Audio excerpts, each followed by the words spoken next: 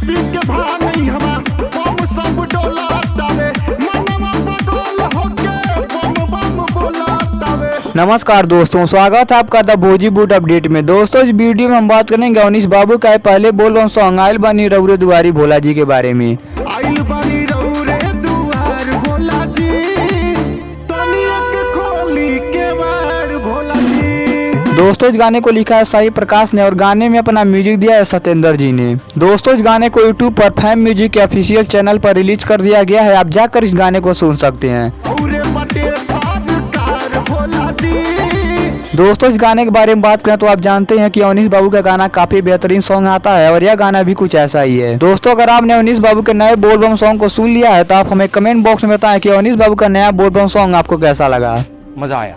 दोस्तों वीडियो पसंद आए तो लाइक कीजिए, शेयर कीजिए और साथ ही हमारे यूट्यूब चैनल द भोजीबूट अपडेट को सब्सक्राइब कीजिए। मिलते हैं अगले वीडियो।